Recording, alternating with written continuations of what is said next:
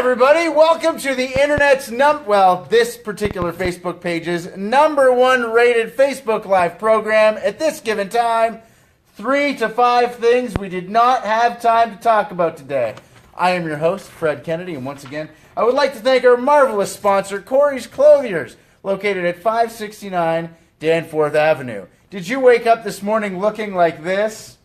That's not a good look for anyone. And would you rather look like this? Just head down to Corey's Clothiers at 569 Danforth Avenue.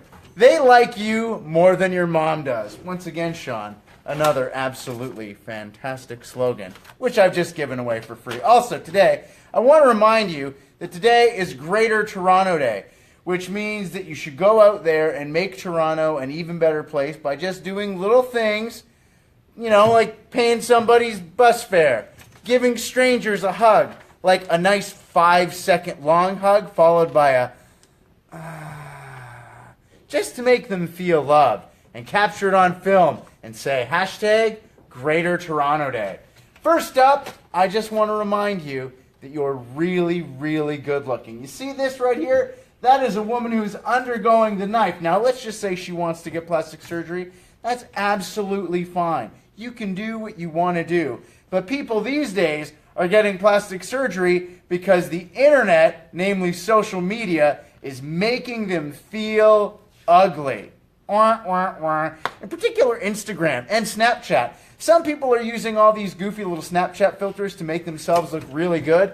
Here's the thing to remember. Nobody actually has little bunny ears. It's just not real. It's actually just a filter. Social media is stressing people out and making them feel like they're not good looking anymore. The key to remember is everybody out there looks ugly all of the time. Just feel better about yourself. That's really what you got to do. Look at this guy. Huh? Who's awesome? You! That's who. Okay, I'm done with the being nice. Let's talk about something really good. Pigeons. Kids today are actually using pigeons to smuggle drugs. This is actually an incident that happened in the UK. There was these kids that were using pigeons to smuggle ecstasy into raves. They were getting inside, getting searched, not finding anything. Then a pigeon would come down and it would land, and then they would all proceed to dance to this song, which I'm assuming is Darude Sandstorm. Look at them all go with their glow sticks and whatnot. Yeah, absolutely pathetic and terrible. But I think that this is absolutely fantastic, and I say this because they're going back to an ancient era where the Romans were using carrier pigeons to transmit messages. Now those kids, albeit doing ecstasy and making money, actually, you know what? I think about it, those are two really great things because they took the time to train a pigeon to smuggle drugs into an area, and then they're taking it upon themselves to sell those drugs to people at a rave. And I'm guessing that if you say a pigeon carried this in, you're actually more excited to buy it because, pigeon ecstasy, that's the good stuff, which I'm assuming is drug code or something like that, not that I would know. But then, what if there's like a post-apocalyptic scenario? You're not going to have your cell phone anymore. You can still keep your drug business going by way of using carrier pigeons to carry your drug from one particular post-apocalyptic outpost to another, perhaps trading it for canned goods, water, or other such things that one would need in a scenario like that. Gasoline? Human limbs, perhaps? Moving on. This young lady, okay? This young lady, I'm not going to give her name out right now because I don't want to act like I'm actually part of this. She is selling her virginity on the internet. And this has got people up in arms saying that it's inappropriate. Now, here's the thing. This is a touchy issue. Because this young lady, who is from Russia, there's a possibility that human traffickers could be involved in this particular scenario. Now, I'm going to have to argue my situation from the standpoint that she is making this decision to sell her virginity herself. That's her thing. People are saying it's inappropriate. I say it's a buyer's market. I don't have my virginity, and I know the value of my virginity is significantly low. Meanwhile, this girl is able to sell her virginity for several $million. Dude, if I had sold my virginity for millions of dollars, I would not be here right now. I would have taken that money. Oh, wait, that's jealousy. Yeah, I'm just saying jealousy. People are just jealous that she's selling her virginity. That's the whole gist that I'm trying to get at here.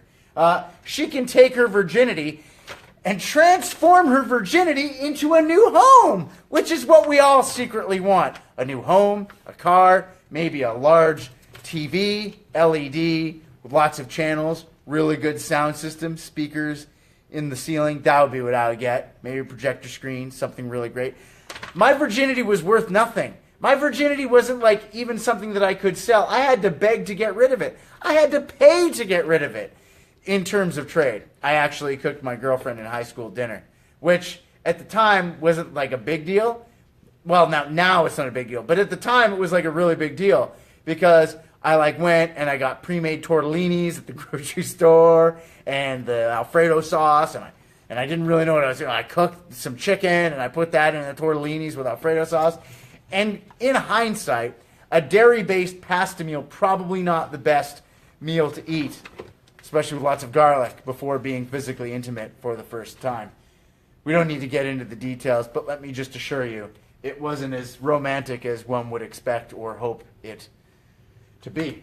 Oh, look at this! It's Game of Thrones! Game of Thrones, of course, dropping the trailer for Season 7 yesterday on the internet. And, of course, there was lots of FaceTime for this young man.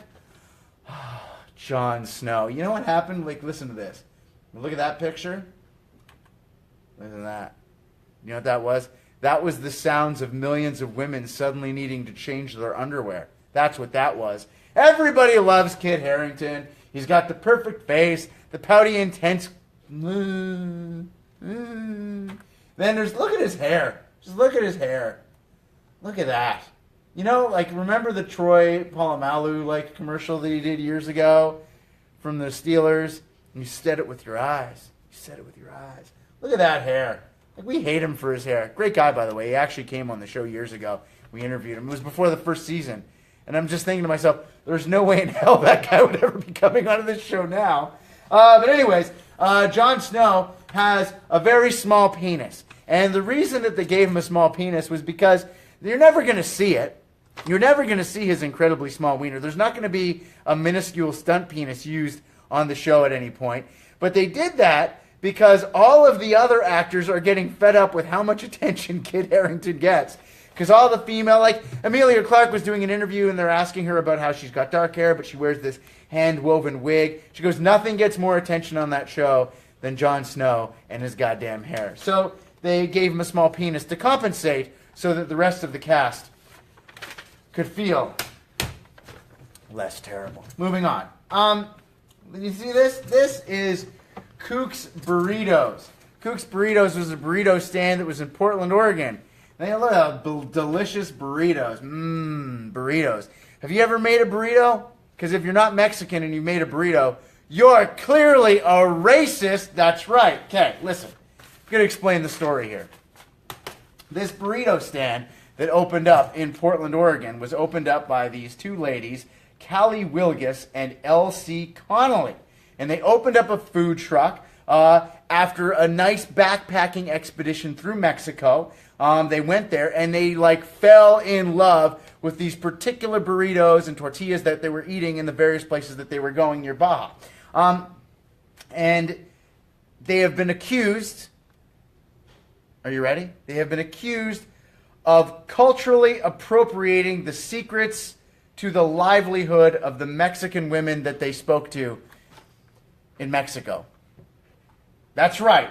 They are not allowed to cook burritos because they are white women and have culturally appropriated making burritos.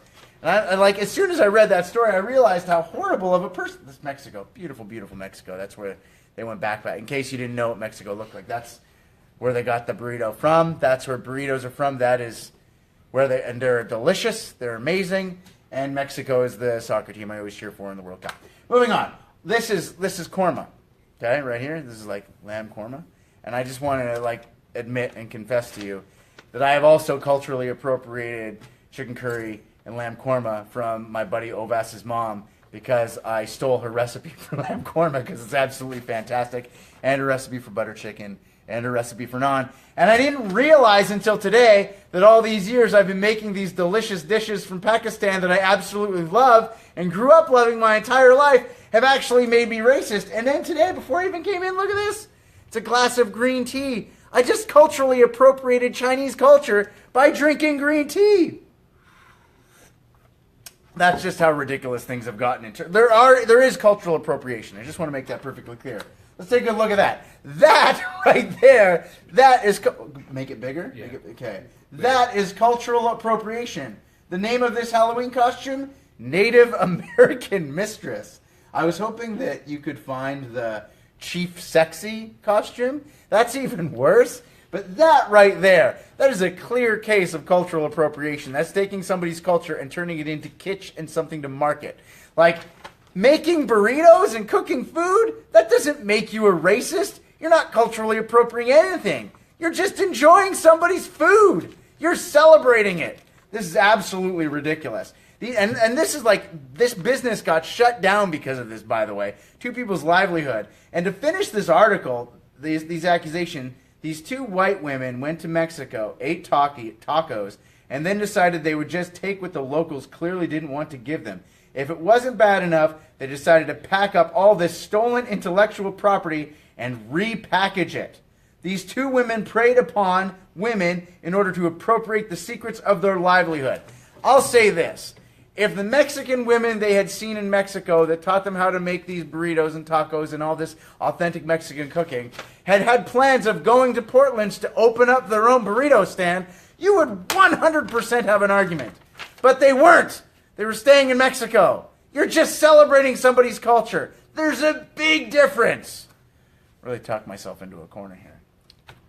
Yep, we're back. We're done.